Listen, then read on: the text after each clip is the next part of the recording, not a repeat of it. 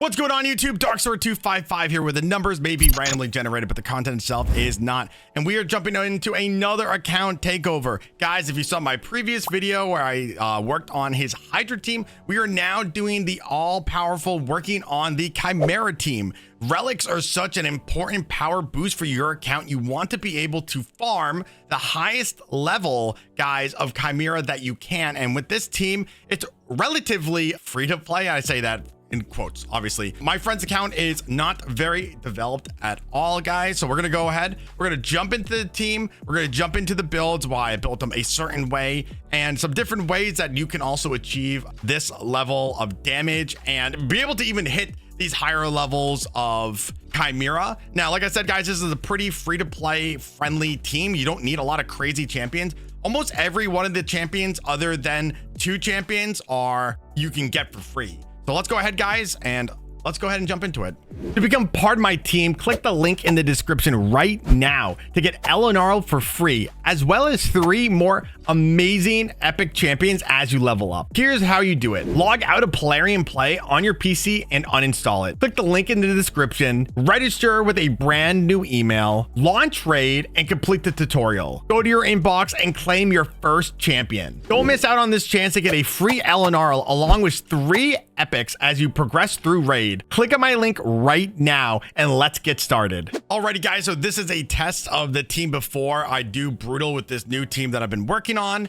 As you can see here, we did 66 million damage. We also did about 9 million. Oh my god, we did 9 trials. I think the best that this account has ever done is 100-ish million at like 11 trials. So not a lot of really good RNG for this particular rotation, but I can guarantee you when we go ahead and test out the new team that we've been working on, the numbers will be staggeringly different. Firstly, guys, before we do jump into things, I do want to make a note of this. When we look at his Great Hall, it is significantly lacking, meaning that building champions for these high resistance that you need is extremely difficult. So guys, just a quick little reminder to always be doing your dailies to get these medals and then dumping them into what, in my opinion, accuracy should be your first. And then if you really want to like hyper scale, honestly, I know a lot of people say that, you know, attack and crit damage, but I think resistance is a lot more important, especially, you know, you get an extra 50 plus resistance, making your builds that much easier to do. So that's just a quick little shout out. Alrighty, guys, so jumping into the most important champion, obviously it's Titus. You know, I'm not the first person to make these teams, right? But this account has never been able to hit Nightmare. It has barely been able to hit Brutal, and when I say barely, I mean it does about a little bit under to over 1 million damage per level. So around, you know, 65, 66, and sometimes 100 million damage on Brutal, depending on the rotation. So this should be a massive boost for his account if we're able to buff it out. So quickly, guys, do not have any merciless gear on my boy Titus here. We have him in lethal. Lethal is a good alternative. Is it as good as having a merciless on him? Of course not, but you know, we deal with what we can deal with. Number 1. Let's go ahead and quickly look at his stats. He is a little bit slow. I wish I could get him faster. Decent crit damage. He also has decent defense, so he's going to be able to smack. But what is most important, guys, is this right here. His resistance needs to be high. The higher, the better. A minimum, if you want to hit Nightmare, is 450 resistance. Obviously, the higher, the better. I have found that it's actually really, this number is not actually 100% correct. Sometimes it is, and sometimes it's not correct. Sometimes 450 is enough. But again, I have found that like 450 to 460, really 460 plus is what you kind of need to be in the safe range of these Chimera teams. So quickly, we'll go over to masteries. Obviously, Helm Smasher, bada bada boom, more defense that we can get. Pretty straightforward. I actually do not have, and I said this in the Hydra video, do not have any blessings on him because it gives him HP. He does have a 3-star blessing, but like I said in the Hydra video, it only gives him 600 defense and it gives him 7,500 HP, which is not really worth enabling it for Titus. I'm gonna wait until he gets a 4-star to get that 30% extra crit damage, and then we'll be able to go from there. I did give him a talent. This is the best relic that he has on his account for damage, and so that is Titus. So that's number one. Number two, obviously Wixwell is important for this team. Wixwell is a fusion. It depends on how long you've been playing the game. You know, most people who've been playing the game for any amount of time have him. What you could do instead, if you could use Brogni instead of Wixwell, there's a couple other champions you can use instead. Is it as good as having a Wixwell? Absolutely not. But obviously he has a Wixwell, so I can take advantage of that. So let's go ahead and look at his stats. I would love him to have, you know, 300 speed. He is a little bit slow for Titus. That's also a reason why I have not boosted Titus's speed up. You really want all of your buff extenders that are on your team to have 300 speed if Titus is at 200 speed. So, I mean, it's very accessible for me to get him to 300. I just need to get like a good roll here. So I'm just kind of waiting right now for more dust. Unfortunately for me, I do not have any more dust. He has 466 resistance. Yeah, the accuracy doesn't matter for Chimera. So doesn't really, you know, I have him just kind of built for Hydra, but you know, that high resistance is important. Masteries, guys, I just figured that since, again, he doesn't have his Great Hall built, going with Unshakable is probably the best. Gives you an additional 50 resistance, which is huge. And then I also have him in a Talon, and there's a special reason why I have him with a Talon instead of like actually a good relic for him. But it just happened. I just have to unfortunately use the Talon to make this team work. Now, guys, moving over to the person with the shield set. If you've seen my Hydra video, I have my boy Donatello in the shield set. He has 278 speed. Would love him to be at 300. Unfortunately, cannot get him to 300. 467 resistance, and that's really all that matters. He doesn't really need accuracy. Obviously, the more HP and defense would be the best that you could do. Also have him in Unshakable, because again, we do not have that plus 50 or plus, you know, whatever we can get in the Great Hall. So this is what I kind of have to do to manage that. I did put him in, again, I put him in something with high resistance. This could be anything. It does not have to be obviously a legendary. It could be a stone if you need more HP, you know, so on and so forth. This is just what I had already built out on his account, so obviously going to utilize that. Moving over to the second buff extender, obviously Lady Mikage here. We have her in 467 resistance, almost 300 speed. I would have loved to have gotten her in either reflex, merciless, or relentless. All of those options would have been fantastic, but again, this account does not have the stuff. It does, yes, it does have a lot of gear, but it does not have good gear to get us there. As well as the Great Hall not being maxed out, we have to, you know, make do with what we can. Again, Unshakable. I know you'll see it's a common theme here. We have Unshakable. We don't necessarily care about, you know, the accuracy. Obviously, we would like to have high accuracy, but, you know, again, what's important is having the resistance, and we're mainly using Lady Mikage in these two PvE dungeons, so it doesn't necessarily matter. We have a decent amount of crit damage. Again, that will be important for later. Now, guys, we are moving on to Lydia. Now, Lydia is a very important piece to this puzzle. You can replace her in this team with really anybody if you want. There's a couple of reasons we're using Lydia here. Number one, she puts down the decreased defense and the weekend. The thing about Donatello is that he also gives strength and speed, so it's like, we're doubling up. What's also really good is she puts the block active skills, the block buffs, the poison sensitivity doesn't matter. But what is important to note is Titus also puts down the block active skills. So this champion can be flexed with kind of anybody who's going to be putting these stats down on enemies. So how do we have her built? We have her in 530 resistance. We have her in enough accuracy to land all of her debuffs. I wish that she could be faster, but this is as fast as I could really get her with the gear and masteries and everything. Again, Unshakable. I know we're seeing a common theme here.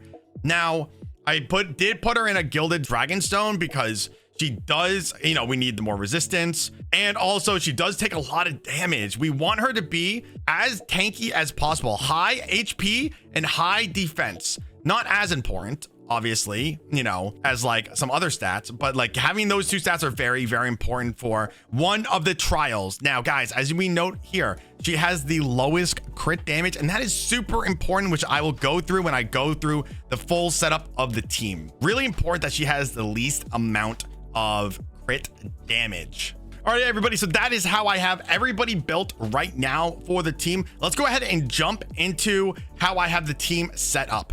Alrighty, guys, so my face is going to be covering some of it, so I'll drag up. We have Wix as the lead. He's just basically giving everybody more defense. We don't want to put Donatella in the lead because he gives HP. The more HP that Titus has, the weaker his A2 is. It's a little bit weird how it works, so you know, that's just unfortunately how it is. So we have Wix as the lead to give us more. We're getting more defense. How we want him to be set up at the start of the battle, we are going to want to do a full rotation of putting our buffs down on everybody, and then we can start buff extending from there.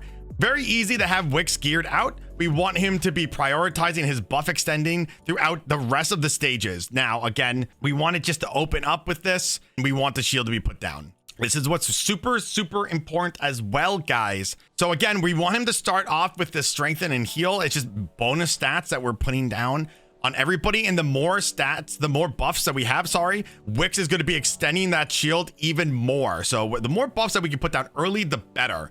We want to wait. We're using Donatello here as a reset champion. We have 2 buff extenders, which are very important, as well as a reset champion. These are non-negotiables, guys. You need 2 buff extenders. It does not have to be Lady Mikage. You can use Godseeker if you're really that down bad. Donnie is really, you know, it's just a fusion we just did. He's pretty easy. Most people should have him by now. This champion can be flexed with a variety of different champions. Again, I don't have any champions on this account that puts down an aura resistance as well as buff resistance. So that's why we have to have these crazy high resistances to be able to do a nightmare. And that's how I built this team. So Donnie, again, we want him to do his shell shocker as often as possible on every stage. You know, what's really important is also the lion head. But again, you know, we're going to quickly just go over how I have everything set here. So anyways, guys, this is how you want to have Lady Mikage set. So there's going to be some controversy about what I do with the ram head, but basically we want her to open up with her decree here, and then we're going to be focusing on the buff extending on all of your guys. That's what her A2 does. Obviously, you know, it also does buff, you know, the enemy champion debuffs. It extends debuffs as well, but we don't necessarily care about that. We mainly care about the increasing of buffs. So we're going to be doing that at every phase. Now, what some people do here is they transform and then they do the increase accuracy, which is a trial. I'm not a huge fan of doing that per se, because I would much rather guarantee get all my buffs constantly extended than to get a couple extra, maybe one extra trial. So that's just my personal preference. We're going to be focusing on her A2 being used at all times. Moving to Lydia, guys. Again, everything but the ram is going to, and well, the ram and the viper are going to be the same. We want her to constantly be doing her A1, but how we have it set up right now, it doesn't even matter. She has the lowest crit damage, and that is what I was saying that is super important, guys. The lowest crit damage gets targeted by the ram head, meaning that they can only do their A1 ability. So by having her have the lowest crit damage, she is the target of that move, and she's only going to be doing her fear every A1, which is really important that none of our other champions are going to be tanking that for. So that's why she has the lowest crit damage. Again, you know, we want her to be using this as often as she can for the decreased defense. Basically, we hit harder. We definitely want to have that turned off for the ram head, but again, doesn't matter. And then obviously for the viper, we want her to put down this block active skills if she can before Titus can. It's just, you know, a guaranteed versus a percentage of being put down. You know, just my thoughts how I have it set up. And also with Titus, I have his A3 just totally turned off. His A3 will go off regardless if people don't have any buffs and so on and so forth, but I found that it just doesn't really, it's just a waste of a turn in my opinion. So I just turn it off at all times, and obviously turn off your student of war because you'll obliterate your shield if you attack, and it's just not worth doing that. What's also important to note, guys, I have Lydia with Nature's Bound, and this is a blessing to have on her because it gives a percentage of the debuff to be turned from just a general fear to a true fear. And so basically when she's throwing out her A1, there's a chance that instead of it being a lower grade fear, it becomes a true fear. And so you could just kind of do more damage and the damage isn't reflected back towards you. But alrighty, guys, we're going to go ahead and jump into the run here, guys. I'm going to showcase a little bit in Nightmare Hydra. It's a little bit of RNG that does unfortunately go into things right here. just because my champions aren't necessarily as fast as they kind of need to be. But this team does work here, guys. I just wanted to showcase the beginning part of how this will look. So as we see here, we are buffing the shields. We're extending all of our stuff. Reset goes down. What is important to note here, and guys, again, why I said that there's some RNG, same thing with Hydra, right? Hydra has a 5% chance, regardless of how much resistance you have, to steal your buffs. This form, the ultimate form, has a very small percentage of stealing and stripping your buffs. That's why I said that there's some RNG that goes into this, unfortunately. So when you're doing this, unfortunately, just watch your champions. If you see somebody get their buff stripped, that is unfortunate, and you're just gonna have to restart the run. It is a pain. We really should have quick battles here, but unfortunately, we do not have quick battles. Alrighty, guys, the ram head is here. Well, ram form, I should say. Now, do we see that? Oh my God, I forgot that you guys can't really see because of my webcam, but regardless, the ram head went bam and hit Lydia here. Now, there are some important keys to understand how this works. Sometimes you'll notice that, like, you'll be fighting the ram head and it hits you like 9 times. You're like, what the heck is happening? This is what is happening. So the ram head has increases the damage inflicted by 10% for each debuff converted into a debuff by the first initial hit. If the damage dealt by the skill is equal to or greater than 20% of the target's max HP, the attack will hit again. So that is why it's so important, guys, to have really high HP and defense on Lydia here, because she will get absolutely one shot by the ram. Again, we are doing this right now on Nightmare. So I will get back to you guys after this run and we will look at how much damage we were able to get. So guys, a quick little update about the Nightmare Chimera that I actually have been like confused why this wasn't working. So when you look at Hell Hades, it says that the resistance needed, so basically the accuracy of Chimera, is 455.